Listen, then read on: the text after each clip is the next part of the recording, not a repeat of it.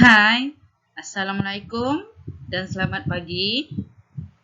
Minggu lepas, kita sudah pun masuk bab 3, Raja Berperlembagaan dan Demokrasi Berparlimen. Hari ini, cikgu nak ulang balik supaya anda semua lebih faham. Jadi, ikutilah video cikgu ini sehingga tamat. Objektif pelajaran kita hari ini memerihalkan kronologi perkembangan sistem pemerintahan beraja di negara kita. Maknanya kita menyusun perkembangan sistem beraja di negara kita sejak zaman Kesultanan Melayu Melaka sehingga hari ini. Yang kedua, menceritakan amalan demokrasi berparlimen di negara kita. Dan yang ketiga, membuktikan rakyat Malaysia adalah rakyat yang setia kepada pemerintah.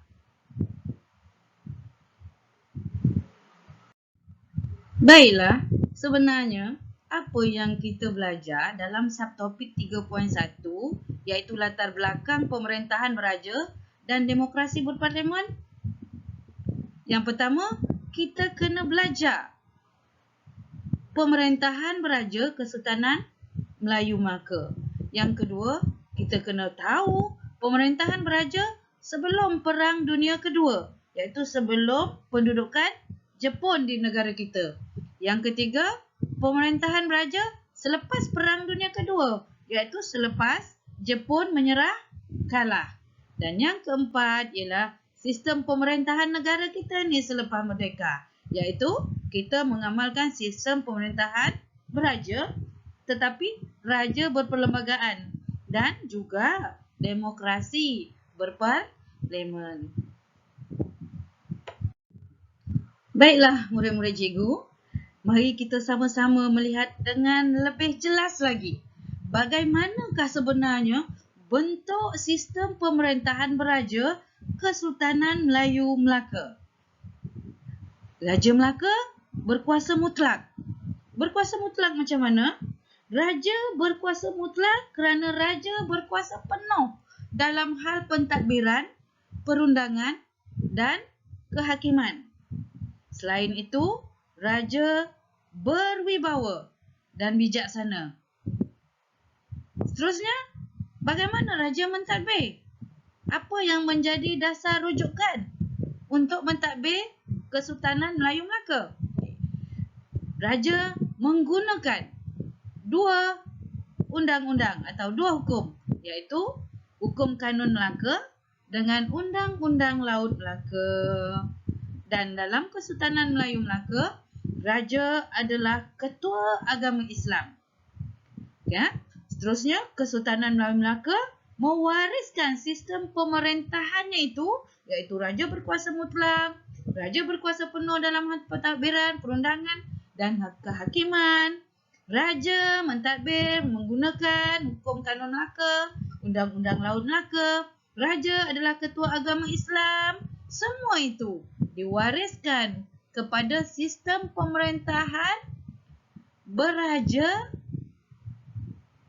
Kerajaan Melayu yang muncul selepas runtuhnya Kesultanan Melayu Melaka. Berikut ini adalah negeri-negeri Melayu yang muncul selepas keruntuhan Kesultanan Melayu Melaka. Ada 9 buah negeri Melayu ya. Sampai hari ini ada 9 buah negeri Melayu yang diketuai oleh 9 orang Raja Melayu. Okay, apa negeri-negerinya tu? Johor Riau. Dulu Johor Riau. Sekarang yang tinggal adalah Johor, negeri Johor. Perak, Pahang, Kedah, Terengganu, Selangor, Kelantan, Negeri Sembilan dan Perlis. Ada 9 buah negeri Melayu itu yang diketuai oleh raja-raja Melayu. Jadi, segala sistem pentadbiran Kesultanan Melayu Melaka diwariskan kepada 9 buah negeri Melayu ini sehingga hari ini. Seterusnya, mari kita sama-sama lihat pula pemerintahan beraja sebelum Perang Dunia Kedua. Sebelum Perang Dunia Kedua, maksudnya ialah sebelum pendudukan Jepun. Ini Perang Dunia Kedua ni sebelum pendudukan Jepun di Tanah Melayu. Sebelum Jepun datang ke Tanah Melayu, menduduki Tanah Melayu ini adalah di bawah naungan British. Okey, kita tengok yang pertama. Cabaran kepada pemerintah beraja di Tanah Melayu apabila British mula meluas kuasa. Okey, British campur tangan dalam pentadbiran negeri Melayu dengan memperkenalkan. Dia mula campur tangan. British mula campur tangan dalam hal pentadbiran. Okey, dengan memperkenalkan sistem residen di negeri-negeri Melayu bersekutu. Okay. Kemudian dia memperkenalkan sistem penasihat di negeri-negeri Melayu tidak bersekutu.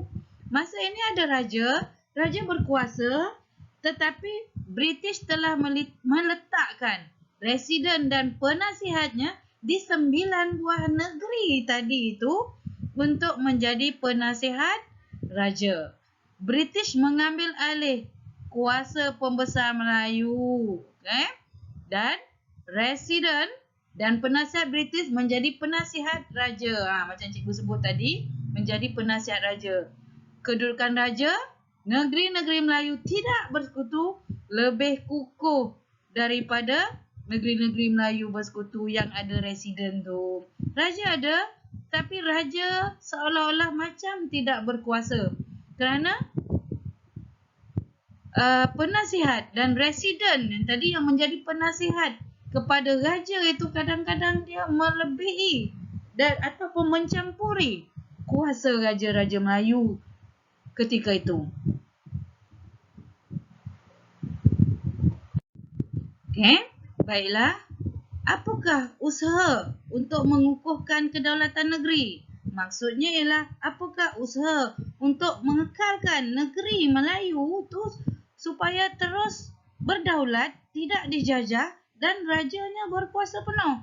Jadi dua negeri iaitu Johor dan Terengganu telah menggubal undang-undangnya sendiri untuk menghalang penguasaan British terhadap negeri mereka. Apa yang Johor buat? Johor telah menggubal Undang-Undang Tubuh Kerajaan Johor tahun 1895 dan Terengganu pula telah menggubal Undang-Undang bagi diri Kerajaan Terengganu pada tahun 1911. Mengapa undang-undang ini digubal? Untuk mengukuhkan kedaulatan negeri supaya British tidak mudah untuk mencampuri negeri, pentadbiran negeri tersebut, seterusnya mengambil alih kuasa raja. Okey, sebelum Perang Dunia Kedua, British tidak berjaya sebenarnya menguasai negeri-negeri Melayu secara mutlak, hanya sebagai negeri naungan sahaja. Jadi maknanya sebelum Perang Dunia Kedua itu, walaupun British telah dilihat macam nampak cuba menguasai tanah Melayu, tapi mereka hanya dapat meletakkan residen dan penasihat sahaja. Residen dia letakkan di negeri-negeri Melayu bersekutu. Mana negeri-negeri Melayu bersekutu tu? Perak, Selangor, Negeri Sembilan dan Pahang. Dan penasihat British diletakkan di negeri-negeri Melayu tidak bersekutu. Mana negeri-negeri Melayu tidak bersekutu? Yang selain daripada yang 4 tadi. Iaitu 5 lagi lah. Iaitu Kelantan, Terengganu, Perlis, Kedah dan Johor. Okey, sekarang kita tengok pula bagaimana sistem pemerintahan beraja kita. Sistem pemerintahan beraja di Tanah Melayu semasa era pendudukan Jepun. Okey, yang pertama, raja kita diiktiraf, tapi hanya diiktiraf sebagai ketua hal ehwal agama Islam sahaja. Dan Raja Melayu diletakkan di bawah pengawasan Gubernur Jepun di Tanah Melayu. Tanah Melayu diletakkan di bawah pemerintahan tentera Jepun. Okey, masa itu, masa Jepun menduduki Tanah Melayu, yang berkuasa, yang memerintah adalah tentera Jepun. Selepas Jepun menyerah kalah, selepas tamatnya Perang Dunia Kedua, British kembali semula ke Tanah Melayu. British kembali menguasai Tanah Melayu. British memperkenalkan Malayan Union. British memperkenalkan Malayan Union pada tahun 1946. Habis Tanah Melayu. Sebab semasa pemerintahan yang baru ini, iaitu Malayan Union, Raja Melayu hilang kuasa. Langsung tak ada kuasa. Siapa yang berkuasa? Kuasa pemerintahan diambil alih oleh Raja England yang mewakilkan Gubernur British untuk mentadbir Tanah Melayu. Siapa yang mentadbir Tanah Melayu?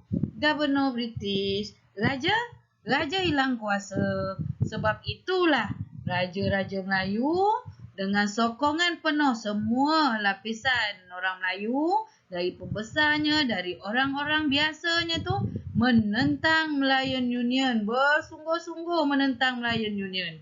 Dan akhirnya, dengan tentangan yang hebat, itu Malayan Union telah dibubarkan.